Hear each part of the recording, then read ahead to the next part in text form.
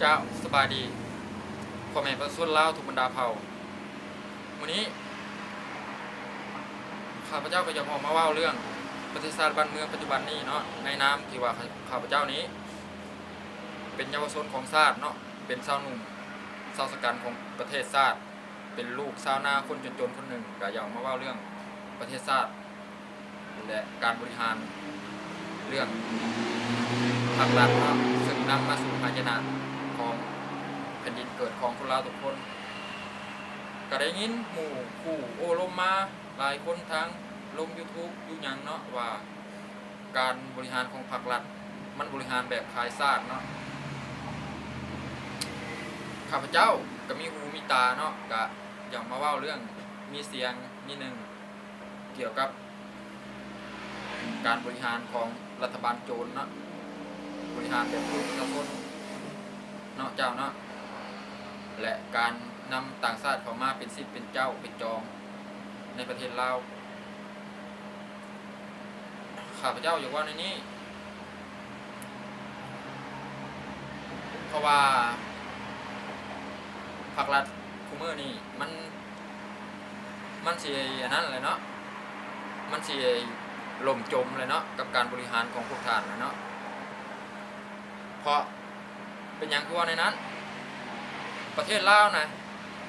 คันคนมีความรู้บริหารตั้งแต่นี่มัน40 ปีแล้ว40 กว่าปีแล้วคันคนมีความรู้บริหารมันเจริญแต่หึงแล้วแม่นละวะบ่แม่นสิมาถ่วงความเจริญของภาครัฐเท่าซุมื้อนี้เนาะถ้าว่าเฮ็ดหยังบ่เป็นอย่าว่าในนี้ซะอย่าฝากไปถึงภาครัฐแซ่ให้ข้าพเจ้าหน่อยเด้อให้มันฮอดมันถึงแน่อยากฝากไปถามว่าคันเฮ็ดหยังบ่เป็นก็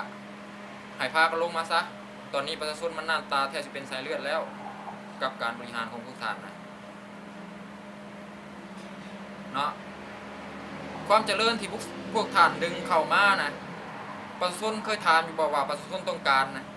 ประชาชนบ่เคยต้องการเลยเนาะกับการดึงธุรกิจจากต่างประเทศเข้ามาเพื่อมาพัฒนานะ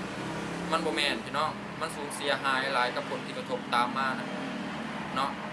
คนลาวนี่มีตอนได้อยู่บ่กับธุรกิจจากต่างชาติเข้ามาเห็นนะนี่มันมีแต่คนเสียหายเนาะมีแต่เขาเข้ามาเอามายังดิน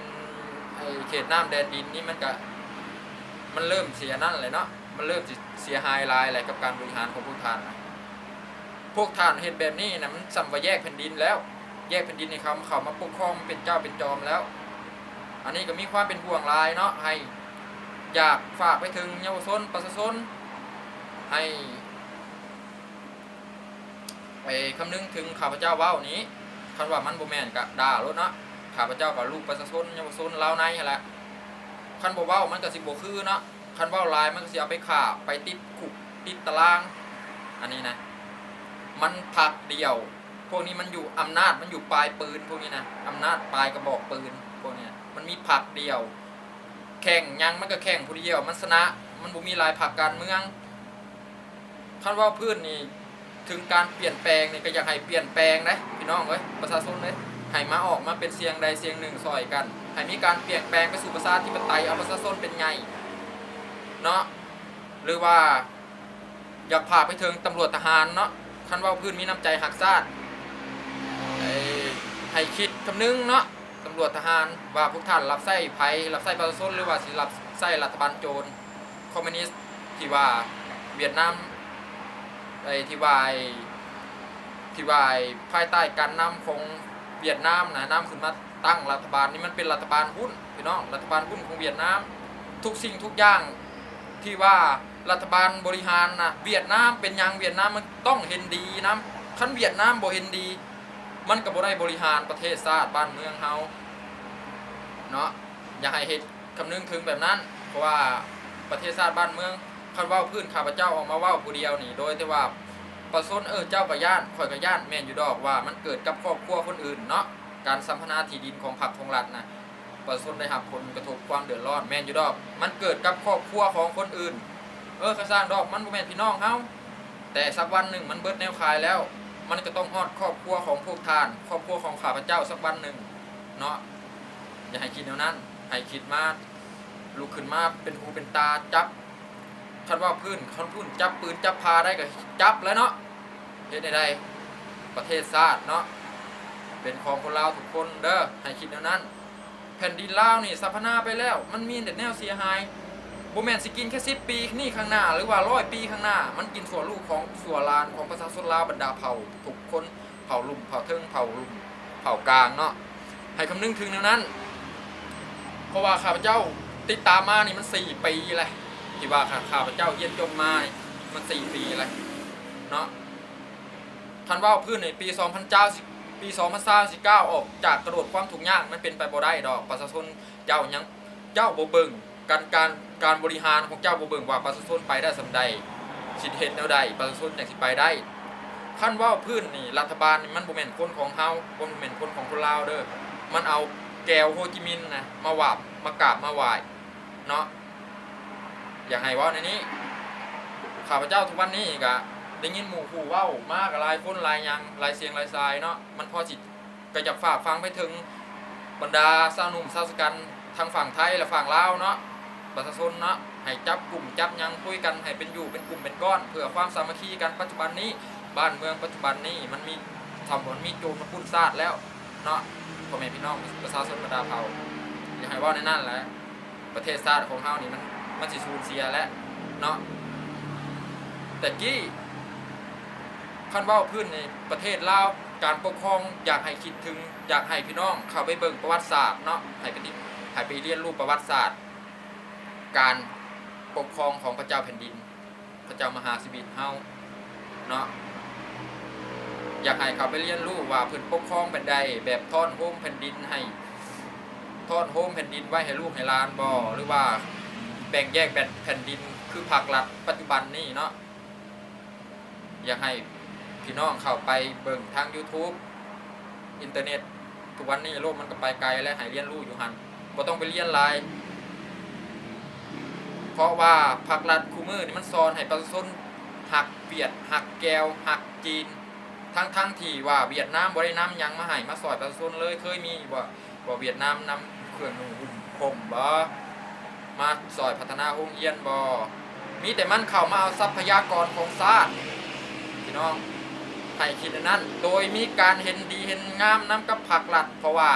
ภาครัฐมันมีตอนได้นํมันมีตอนได้ตอนดีมันบอกคำนึงถึงพวกนี้คันคนของประชาชนลาวอีหลีมันต้องออกตรวจพื้นที่ลงพื้นที่เนาะต้องลงพื้นที่วางได้ไปคันเว้าพื้นรัฐบาลเด้อข้าพเจ้าสิเว้าอันนี้เห็นกับประเทศอื่นเขามาเห็นประเทศอื่นเขามาแต่ก็บ่อยากสิเว้าเรื่องดูถูกอันนี้มันบ่แม่นดูถูกประเทศตัวเองเนาะข้าพเจ้านี่ไปเห็นเบิ่งโทรทัศน์เนาะเบิ่งรัฐบาลรัฐมนตรีเขาไปบ่อนไปเยี่ยมประชาชนบ่อนใดพัฒนาบ่อนหั่นพี่น้องอันนี้อยากให้พี่น้องคำนึงถึงตัวนั้นเนาะประเทศชาตินี่ไปบ่อนใดพัฒนาบ่อนนั้นคันว่าพื้นบ่มีงบประมาณให้พัฒนาทางแนวคิดหัวคิดประดิษฐ์สร้างการทำการเรียนของเด็กน้อยนี่ส่งเสริมให้เขาเรียนจบมาแล้วเขาหักสิมีแนวเฮ็ดมีแนวพัฒนาชาติสอนให้เขาหักชาติหักหยังอันนี้เราสอนให้เขาหักเวียดหักแก้วมันบ่สิแม่นบ่